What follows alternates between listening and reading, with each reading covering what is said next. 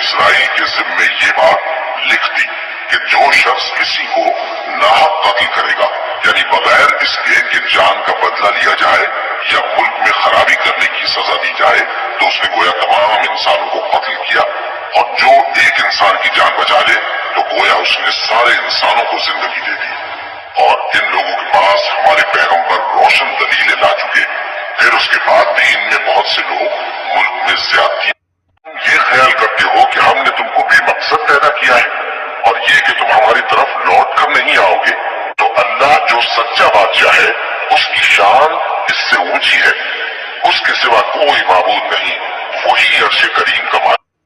क्या तुम ये ख्याल करते हो कि हम रोज़ आखिर पर ईमान लाए और अमल नेक करें, खा वो मुसलमान हो या यहूदी या सितारा परस्त या ईसाई, उनको क़यामत के दिन न कुछ खौफ होगा